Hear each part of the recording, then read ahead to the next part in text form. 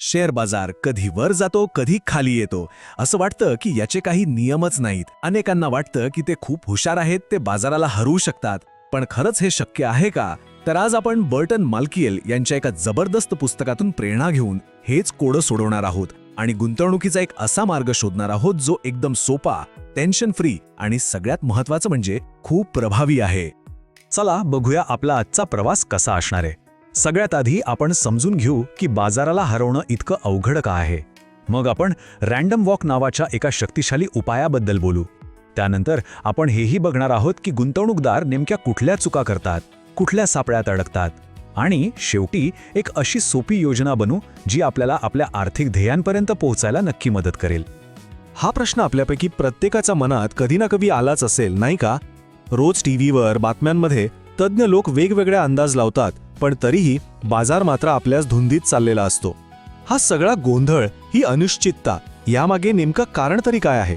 चला याच प्रश्नाचं उत्तर शोधायला सुरुवात करूया. तर बाजाराचं हे मोठं कोडं आहे तरी काय?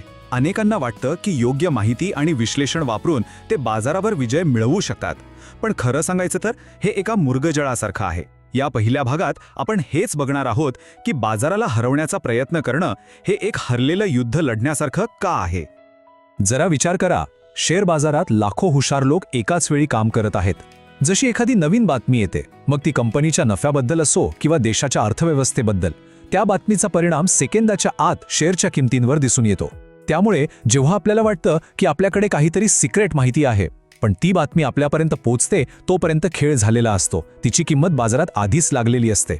आणि म्हणूनच मोठमोठे फंड मॅनेजर सुद्धा सातत्याने बाजाराला हरवू शकत नाहीत. बाजाराचा अंदाज लावण्यासाठी साधारणपणे 2 मार्ग वापरले जातात. एक आहे टेक्निकल ॲनालिसिस, जे जुने चार्ट्स बघून भविष्य सांगण्याचा प्रयत्न करतं. पण एक साधी गोष्ट आहे, गाडी फक्त मागच्या आरशात बघून चालवता येत नाही ना, नाही का? दुसरा मार्ग आहे फंडामेंटल ॲनालिसिस. यात कंपनीचं बॅलन्स शीट, नफा आणि भविष्यातील योजनांचा अभ्यास केला जातो. पण समजा एका खूप चांगल्या कंपनीच्या फॅक्टरीला आग लागली तर? कोणतीही अनपेक्षित घटना सगळ्या विश्लेषणावर पाणी फेरू शकते. म्हणजे दोन्ही पद्धतींमध्ये काही ना काही कमतरता आहेच. बरं, मग आता प्रश्न येतो की जर बाजाराचा अंदाज लावणं इतकं अवघड आहे, तर सामान्य गुंतवणूकदाराने करायचं तरी काय? हार म्हणायची का? अजिबात नाही. यावर एक अतिशय सोपा आणि प्रभावी उपाय आहे. या दुसऱ्या भागात आपण तोच रँडम वॉक उपाय पाहणार आहोत, जो आपल्याला बाजाराला हरवण्याऐवजी त्याच्यासोबत चालायला शिकवतो. रँडम वॉक ही संकल्पना काय आहे? सोप्या भाषेत सांगतो. विचार करा, एक माणूस आहे, तो दारू पिऊन रस्त्यावरून चाललाय. त्याचं पुढचं पाऊल कुठे पडेल हे कोणी नक्की सांगू शकेल का? नाही ना. शेअर बाजाराचं अगदी तसंच आहे. प्रत्येक दिवसाची हालचाल ही अनिश्चित असते. काल किंमत वाढली म्हणून आजही वाढेल याची काहीही गॅरंटी नाही. त्यामुळे रोजच्या अंदाजाच्या खेळापासून दूर राहून दीर्घकालीन विचार करणं खूप महत्त्वाचं आहे. मग या अंधाधुंद बाजारात जिंकायचं तरी कसं? माल्किएल म्हणतात, खेळच बदला. एक विजेता शेअर शोधण्याच्या नादात वेळ आणि पैसा वाया घालू नका.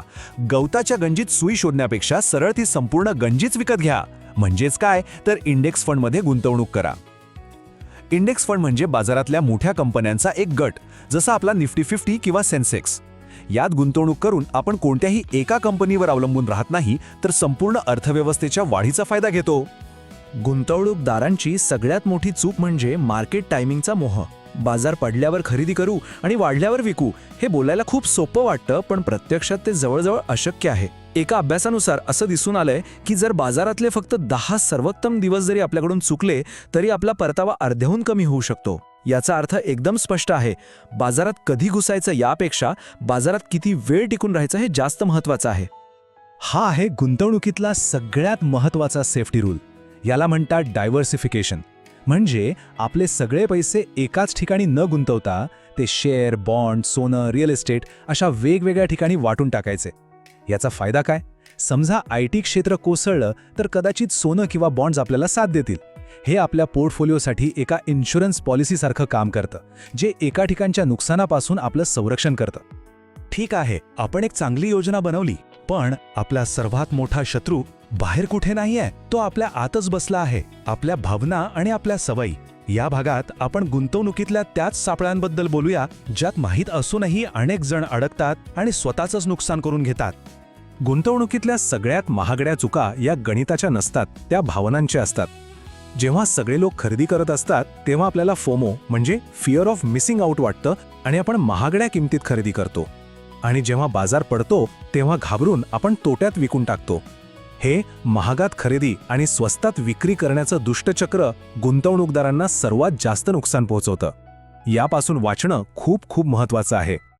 आणि हो, बाजारातल्या बबल्स किंवा बुडबुड्यांपासून जरा सांभाळूनच राहा. जेव्हा एखाद्या मालमत्तेची किंमत तिच्या मूळ मूल्यापेक्षा खूप जास्त वाढते, कारण प्रत्येकजण फक्त किंमत वाढत आहे म्हणून खरेदी करत असतो, तेव्हा हा बुडबुडा तयार होतो.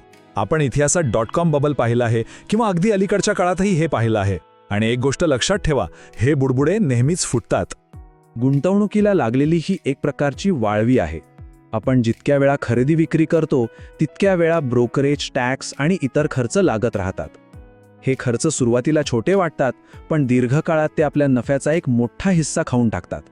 जसे एका गळक्या बादलीतून पाणी हळूहळू कमी होतं तसंच आपल्या परताव्याचं होतं. आणि म्हणूनच कमी खर्चाचे इंडेक्स फंड इतके प्रभावी ठरतात. चला, आतापर्यंत आपण पाहिलं की काय करू नये, पण आता येतो सगळ्यात महत्त्वाचा भाग, काय करायचं. आपण आतापर्यंत जे काही शिकलो त्याला आता एका शिस्तबद्ध योजनेत बदलूया. एक अशी योजना जी आपल्याला बाजाराच्या कोणत्याही वादळातून सुरक्षितपणे पुढे घेऊन जाईल. याला आपण म्हणूया गुंतवणुकीचं संविधान. जेव्हा बाजार कोसळतो आणि भीती वाटते तेव्हा आपलं मन आपल्याला चुकीचे निर्णय घ्यायला लावतं.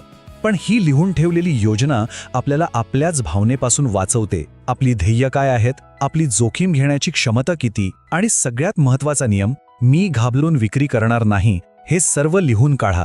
ही योजना म्हणजे शांत काळात भविष्यातल्या घाबरलेल्या स्वतःसाठी लिहिलेला एक संदेश आहे, ज्याचं पालन आपल्याला करायचंच आहे.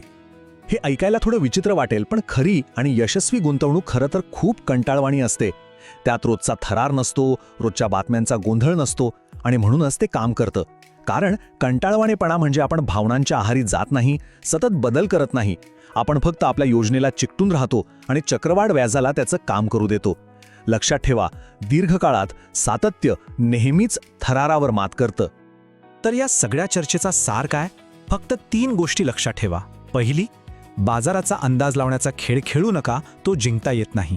दुसरी, संपूर्ण बाजारात कमी खर्चात गुंतवणूक करा आणि विविधता राखा. आणि तिसरी, जी सगळ्यात महत्त्वाची आहे, एक योजना बनवा आणि कोणत्याही परिस्थितीत तिला चिकटून राहा. शिस्त हीच सर्वात मोठी संपत्ती आहे.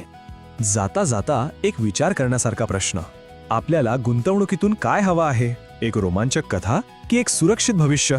कारण अनेकदा जी गुंतवणूक सर्वात रोमांचक वाटते तीच सर्वात धोकादायक ठरते. विचार करण्यासारखी गोष्ट आहे की नाही? थरार जास्त महत्त्वाचा आहे की आर्थिक स्वातंत्र्य?